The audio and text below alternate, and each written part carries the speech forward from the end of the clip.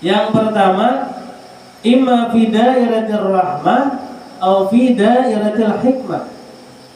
Dua keadaan yang dimaksud oleh Imam Al-Haddad di dalam kitab ini adalah yang pertama, keadaan kita sehari-hari ini yang kita rasakan, yang kita jalani. Kita tuh pasti salah satu daripada dua keadaan ini kita merasakan. Yang pertama, dairatul rahmah. Apa itu dairatul rahmah? Yaitu dalam keadaan kita ini selalu dalam kemanjaan Allah SWT. Kita ini dimanja oleh Allah Subhanahu wa taala. Kita ini selalu dalam keadaan kebaikan sebenarnya. Contoh, kita alhamdulillah ketika berada di dalam langgar yang mulia ini, kita tadi mendapatkan kebaikan kan ya? Rahmatnya Allah. Sebab kita awak sembahyang berjamaah, kita kawah hadir menuntut ilmu, kawah duduk di majelis ilmu, kita kawah baca zikir, kita kawah berwirid, kita kawah melaksanakan sembahyang berjamaah, kawah berbuat baik, itu berataan apa? Rahmatnya Allah. Kalau bukan karena rahmat Allah, ada mungkin kita bakal ada di sini. Ada mungkin kita kawah menggawe kebaikan itu. Berataan bukan karena diri kita.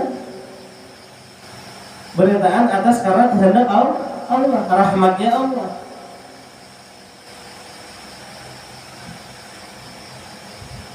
Makanya rahmat ini sangatlah penting. Karena bahasanya Allah Subhanahu wa taala itu mempunyai 99 rahmat, punya 100 rahmat, kemudian diturunkan ke muka bumi ini melewat daripada Nabi Muhammad, itu satu rahmat. Nah, kayaknya di akhirat Allah SWT itu ada masih menyisai, yaitu 99 rahmat. Kasih sayang Allah nih, artinya tuh rahmat tadi itu kasih sayang Allah. Artinya Allah sayang lawan hamba-hambanya. Bila Allah sayang lawan hamba-hambanya, maka selalu berada di dalam dairatul rahmah, selalu berada dalam kebaikan, selalu berada dalam ketaatan. Beda dengan keadaan yang kedua kayaknya, yaitu fi dairatil hikmah. Hikmah ini mungkin sesuatu yang mungkin penglihatan kita atau kemampuan kita atau yang kita rasakan, kita pikirkan mungkin itu kurang bagus. Padahal itu ada hikmahnya. Contoh, sekedar contoh, kita di sini mendapatkan rahmatnya Allah, dapat kebaikannya Allah. Tapi banyak ada orang yang dapat rahmatnya Allah, yang mereka masih berada di luar, dan mereka masih bekerja, dan mereka masih yang kadang mungkin melakukan maksiat, melakukan dosa dan lain sebagainya. Yang kada bagus itu adalah dairatul hikmah. Tapi kita jangan menganggap bahwasanya setiap orang yang mereka itu terjerumus di dalam dosa, di dalam keadaan yang kada bagus, bukan berarti mereka itu atas kehendak mereka. Kalau kita berbicara tentang hakikat yang melakukan itu semuanya bisa terjadi, siapa? Allah. Jadi kita jangan menyalahkan kalau misalkan ada orang nih, ada mencuri, atau ada melakukan zina, atau ada melakukan kesalahan-kesalahan di luar sana. Jangan kita menghakimi, oh itu pendosa, oh itunya masuk neraka, oh ini itu golongan yang sesat, oh ini golongan ini salahnya. Siapa yang tahu? Kalau Allah Ta'ala yang menyediakan itu terjadi kok.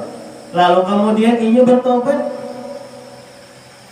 kada diterima Allah lah tobatnya. Diterima. Yang salah itu kita yang menyalahkan. Jangan kita merasa bahwasanya kita yang ada di daerah rahmah ini, yang kita berada di dalam keadaan yang baik-baik. Jangan kita merasa kita yang selamat dan orang lain kada selamat. Jangan. Boleh jadi Allah Ta'ala hendak memberikan yang selamat tadi, yang selamat tadi inya kada selamat, yang kita kira inya kada selamat tadi inya selamat. Belum tahu, bisa jadi itu. Jadi jangan merasa diri kita ini paling bagus, jangan merasa diri kita ini yang paling baik, jangan menganggap orang yang berdosa itu sebagai orang yang celaka. Jangan. Karena kita kada tahu inna umura kulluha fi khawatimha. Karena bahasanya jadi Nabi, orang setiap perkara itu yang dipandang itu adalah akhirnya. Kita nih, yang tuha-tuha, yang anum-anum, kita kan tahu akhir hayat kita kayak apa. Kita kan tahu. Makanya kita harapkan kita nih kayak ini lah, duduk, belajar, mendengarkan nasihat. Ini yang kita harapkan itu adalah kita membawa iman. Dan kita harapkan ini kita mati dalam keadaan husnul khotimah. Ini yang kita harapkan. Maka amun kita kadang membawa iman, ya kan itu tadi. Akhirnya kita celaka dan sebagainya, wal iyazu billah. Maka dari itu kata kita nih, karena kita sudah belajar, kemudian kita mengamalkan daripada segala pelajaran, lalu kita akhirnya timbul keimanan. Makanya di dalam Al-Quran itu kata Allah SWT, Fadzakir fa inna dzikra tanfa'ul mu'minin. Fadzakir fa inna dzikra tanfa'ul mu'minin. Jadi yang kayak kita ini kan kada kira-kira amanya disuruh nih nang tuha-tuha, disuruh mondok, disuruh masuk kelas, kira-kira aku lah masih belajar. Kira-kira tak? Kira-kira kan hakum lagi udah. Karena apa? Karena kesibukan kita ada misi anak, kita ada misi gawian, kita ada misi macam-macam kesibukan di dunia. Sehingga yang bermanfaat bagi kita, yang kita khususnya orang yang sudah beriman ini insya Allah, yaitu adalah fadzakir, sebuah nasihat yang membawa kita itu selamat, yang membawa kita itu ingat kepada Allah, ingat kepada Nabi Muhammad. Itu yang kita harapkan. Makanya ketika orang sudah beriman, itu mudah menjalani kehidupan di dunia. Contoh, orang muslim itu banyak kada? Yang dikatakan muslim tuh banyak kada? Orang bertakon banyak kada? Banyak. Berapa banyak orang yang ber-KTP itu muslim banyak. Tapi yang mukmin sedikit. Nah, bergelar mukmin itu bukan bukan sebuah gelar, bukan sebuah identitas, bukan. Itu adalah sebuah pencapaian.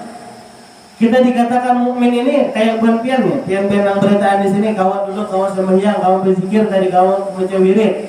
Itu berataan dikatakan sebagai orang mukmin karena melaksanakan daripada syahadat sudah. Melaksanakan sholat sudah di waktu. Kemudian yang ketiga, puasa ketika di bulan Ramadan, alhamdulillah kita tagawi. Itu berarti tanda bahwasanya kita ini adalah orang yang beriman. Tapi kalau orang hanya Islam saja, hanya Muslim saja, belum tentu mengawi. Berapa banyak orang yang dikatakan Muslim tapi dia sembahyang lah. Kadang ada sembahyang.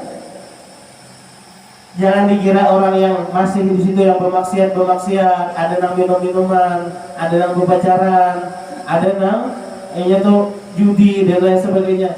Jangan dikira itu orang kafir, kan? Orang kita juga, umat Nabi Muhammad juga, Muslim juga ini. Tapi karena tadi imannya kada tipis.